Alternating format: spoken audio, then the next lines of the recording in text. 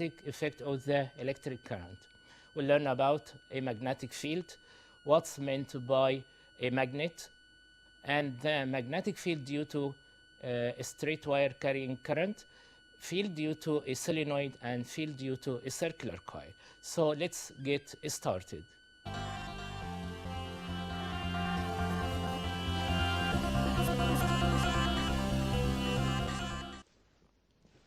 Magnetic effect of a current. In 1819, Hans Christian Ørsted discovered that a wire carrying an electric current was able to deflect a magnetic compass. This means that flow of a direct current, flow of electrons in a wire means a conductor, okay, produces a magnetic field. And now talking about basics on magnetism. Yes, what is a magnet? A magnet is a substance which has a magnetic field. Let me say it again. A magnet is a substance which has a magnetic field. And what about magnetic field? Yes, it is the region surrounding the magnet in which its magnetic effect can be detected. Region surrounding the magnet in which its magnetic effect can be detected. The magnetic field is composed of magnetic flux lines. We've got something very important here. We call it magnetic flux density at a point, and it is denoted by capital B. The expression that gives magnetic flux density is phi is equal magnetic flux density beta equals phi over A. So magnetic flux density can be defined as it is numerically equal to the number of flux lines passing normally through unit area at that point.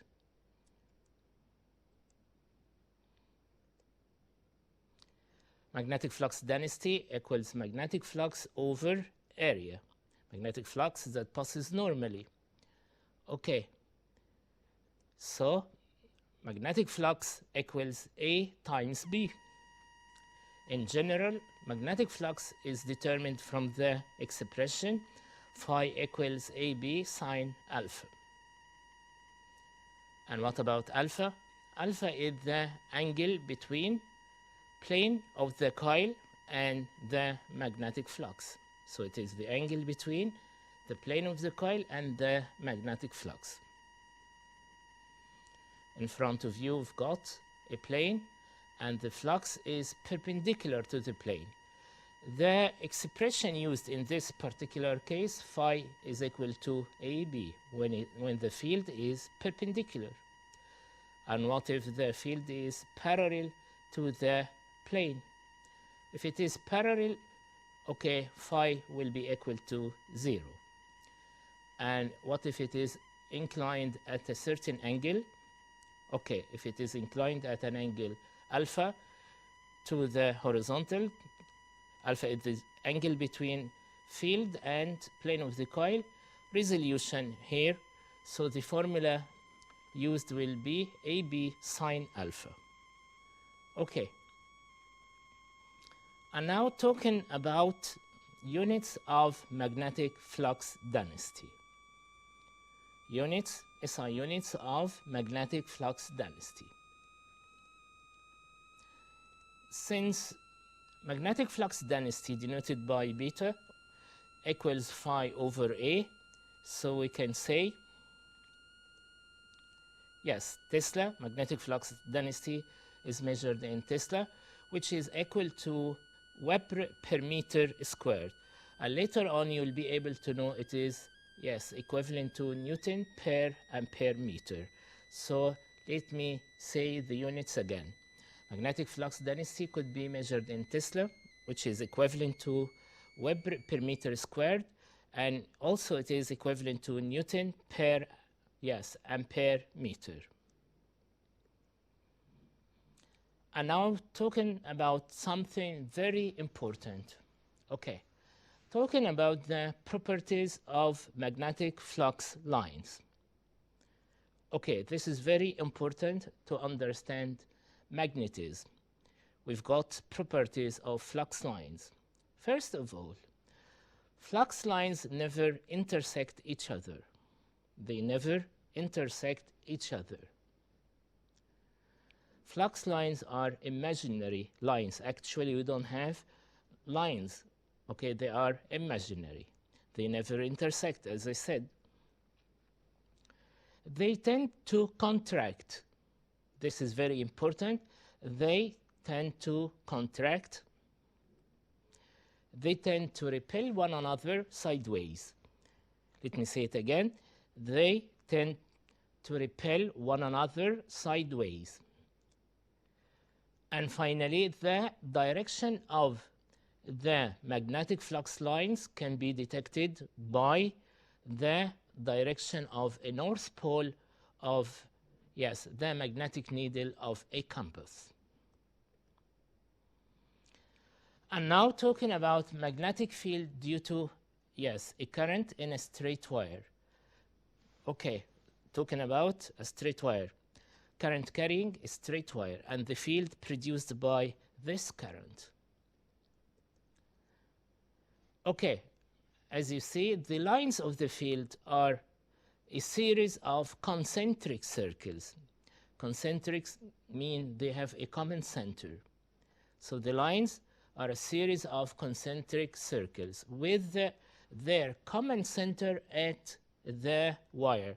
So the wire acts at the center of these, yes, circles. Okay, the plane of the field lines, what about this plane, is perpendicular to the wire. It is shown in front of you. The field, the plane of the field lines is perpendicular to the wire. The direction of the field is practically determined by using a plotting compass. And what about theoretically? Okay, the direction of the field, practically direction of the field can be determined by using one of the following rules. Okay, this when we talk about theoretically. First rule here is Ampere's right hand rule. Okay, in front of you, it is shown in front of you. Imagine the wire to be grasped. Imagine the wire to be grasped in the right hand with the thumb pointing along the wire. So, thumb points in the direction of the current. And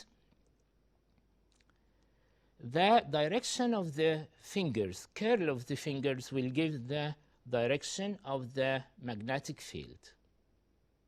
Okay, this was about the first theoretical rule used to determine the direction of the field produced by current carrying a straight wire. Also, we've got another rule, we call it Maxwell's corkscrew rule, or the right-hand corkscrew rule. What about it? Okay, imagine a corkscrew being screwed along the wire in the direction of the current. The direction of rotation of the screw gives the direction of the magnetic field. Okay. And now we've got something very important, a convention. We call it dot, the dot and the cross convention of the direction of the current. Okay. Your attention. X means, yes, we've got a wire through which a current is passed down into. Okay, so this, we call this X convention. X means when we talk about something and it is symboled by X, denoted by X, so it is directed down into the surface shown in front of you. Okay, if it is denoted by a dot, okay, dot means out of page. X means down into page. Okay, so remember these two conventions, very important. Note, the direction of the field depends on the direction of the current. What does it mean? If the direction of the current is reversed, yes, the direction of the field will be also reversed.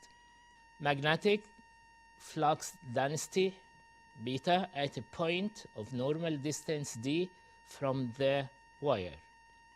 What about the relation expression that determines the magnetic flux density at a normal distance from the wire? Okay, it is determined by the expression beta equals mu I over 2 pi d. I is the current intensity, d is the normal distance, and yes, mu is the permeability. So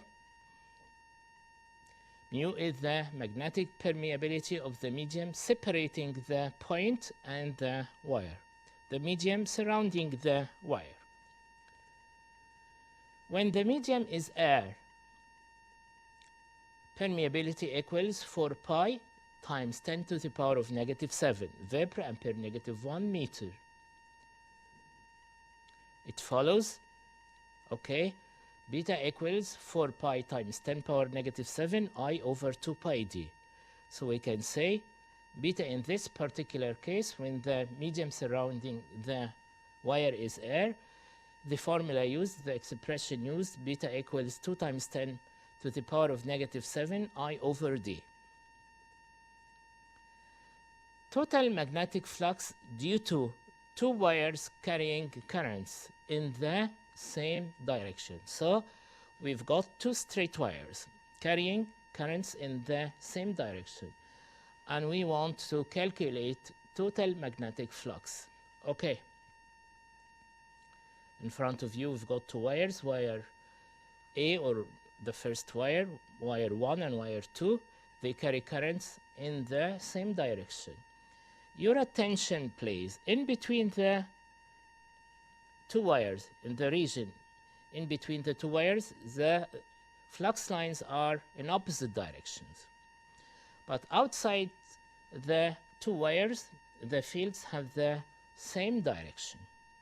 When the fields are in opposite direction, the formula used, B1 minus B2. When they are in the same direction, the formula used is B1 plus B2. Once again, between the two wires, the fields are in opposite direction. Outside, they have the same direction. So, between the two wires, the two fields are in opposite directions. So B total will be B1 minus B2 when B1 is greater than B2, or B total equals B2 minus B1 when B2 is greater than B1. This, yes, talking about the total field in between the two wires.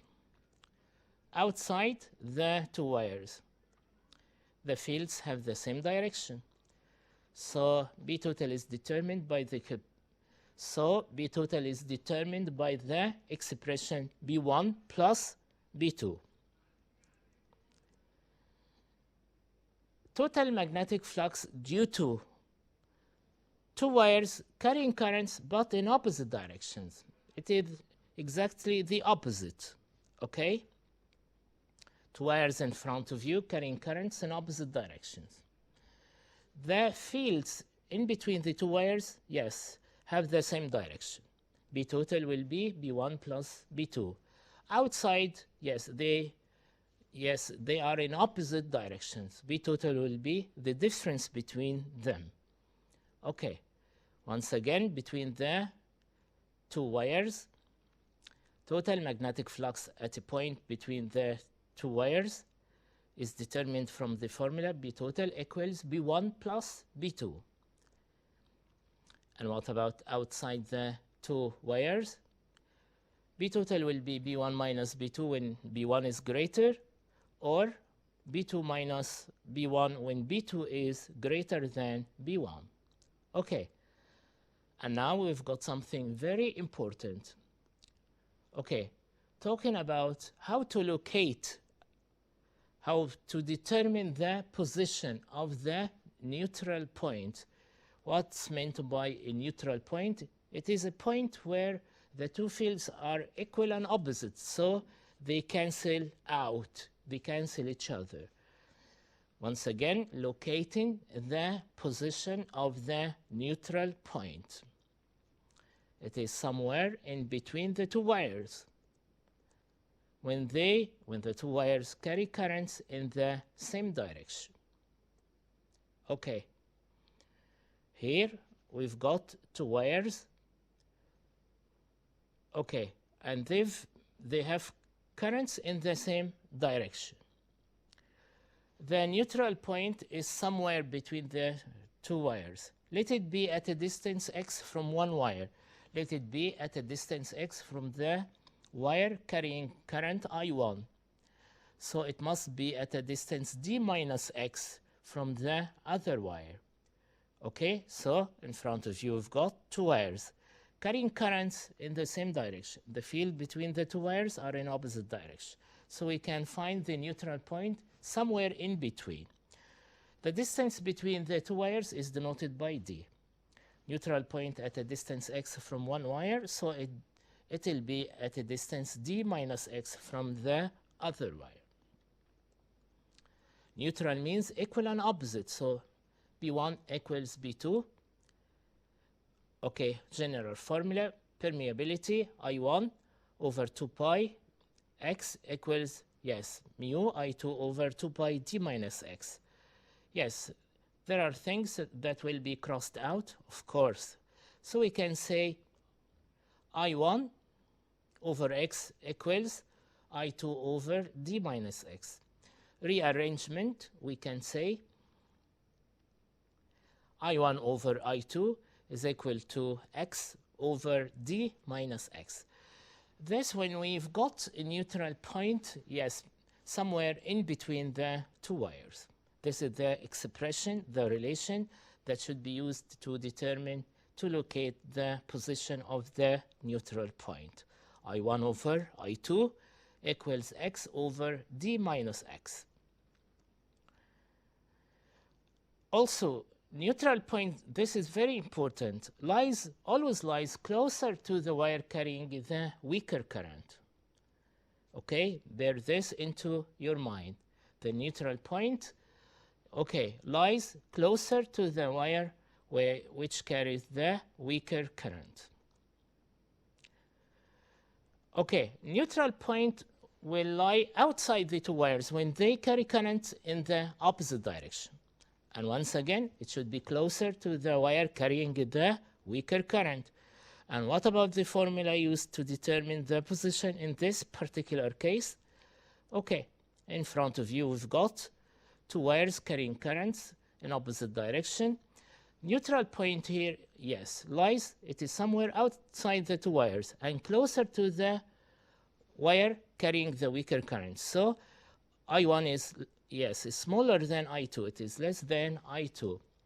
So the neutral point is at a distance x from I1, and it will be at a distance d plus x from the other wire. Once again, if current I1 is less than I2, so we can say B1 equals B2.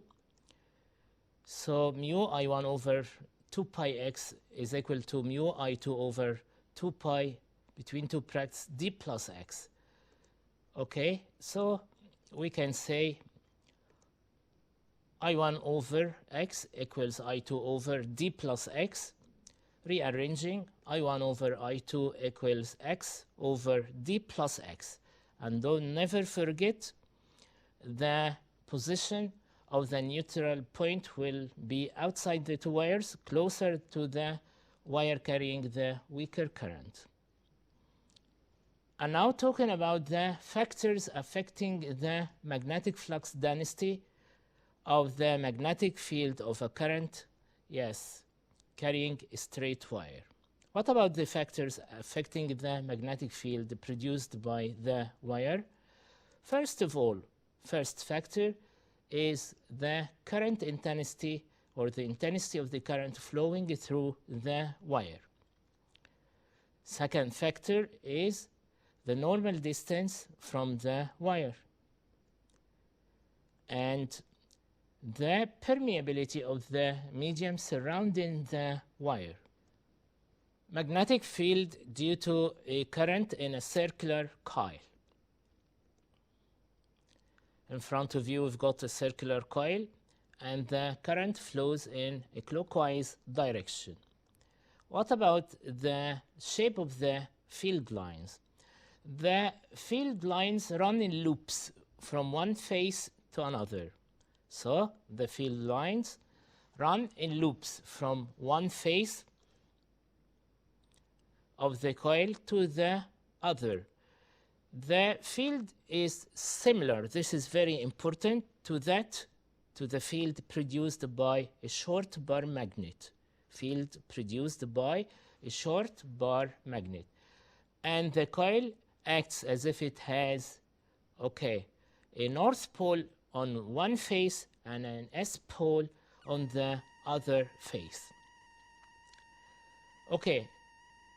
The magnetic flux at the center, and this is very important, magnetic flux at the center of the coil is straight and is perpendicular to the plane. The flux at this particular point is uniform, so we can calculate the magnetic flux density at this particular area by using a certain formula. Determining the polarity of the coil. What does it mean, determining the polarity? We want to know which face acts as a north pole and which acts as a south pole. Determining the polarity of the coil. Polarity can be determined by various methods. In front of you, the face of the loop where the direction of the current is clockwise, yes, the face behaves as a south pole, S pole. And the face of the loop where the direction of the current is anti-clockwise, counterclockwise, behaves as a north pole. Second method, by using the right-hand corkscrew. When a right-handed screw is screwed in the direction of the current is the conventional direction, of course. When a right-handed screw is screwed in the direction of the current, the direction of turning, of fastening, gives the direction of the field at the center of the loop. Third method for determining polarity by using a plotting compass, and it is a practical way. Magnetic flux density at the center of the loop, where the field is uniform, as I said, is given by the relation, by the expression.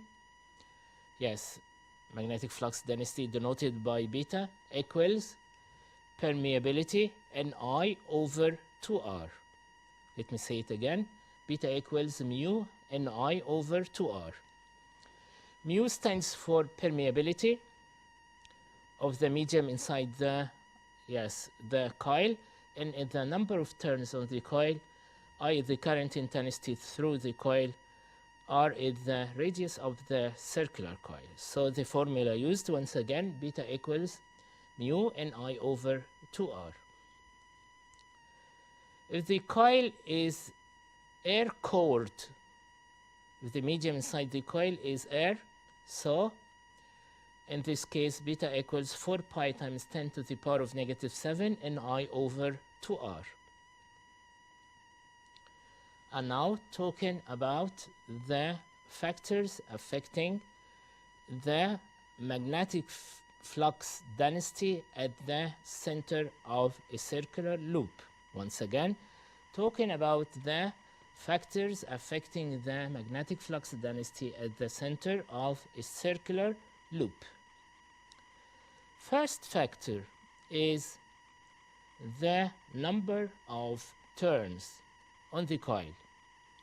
Magnetic flux density is proportional, directly proportional to the number of turns. This happens only when the rest of factors are unchanged. So beta is directly proportional to the number of turns. Second factor, the current intensity passing through the coil, and beta also is directly proportional to the current intensity when the rest of factors are unchanged. Third factor is the radius of the coil. Beta is inversely proportional to the radius when the rest of factors are unchanged. And finally, the permeability of the core, permeability of the medium inside the core. It differs if the coil is air cored or if it is wound around soft iron or something else. Note, the total magnetic flux at the center of two concentric circular coils. Total flux will be, yes, B1 plus B2 when the currents through the two coils are in the same direction. And of course it is B1 minus B2 when the currents are in opposite directions. And now talking about the field due to a solenoid. The magnetic field produced by, yes, current carrying solenoid. When a current is passed through a solenoid, the magnetic field of the individual turns combine to form a field which is exactly like a long bar magnet. The field inside the solenoid is uniform and it is composed of parallel flux lines. Since it is uniform, so we expect to find a relation, yes, to determine magnetic flux density. Determining the polarity of the solenoid. Polarity can be determined by using one of the following methods. The face of the coil, where the direction of the current is clockwise, behaves as an S-pole, south pole. And the face where the direction is anti-clockwise behaves as a north pole. This is one method. Also, you could use Ampere's right-hand rule. What about it? Imagine that you grasp, yes, a wire at one end of the coil with your right hand, so that some points in the direction of the conventional current, okay, in the direction of the conventional current in one of the turns, then your fingers will point in the direction of the north pole. That's to say, when the thumb of the right hand is placed in the direction of the current in one of the turns, the fingers point in the direction of the north pole. Third method, grasp the coil so that fingers curl around the coil in the direction of the current. Let me say it again. Grasp the coil so that fingers curl around the coil in the direction of the current. The thumb points to the direction of the North Pole, to the North Pole of the coil. It is shown in front of you. Okay. In this way, we've come to the end of this edition. Until we meet again, my best wishes to you all. Thank you very much.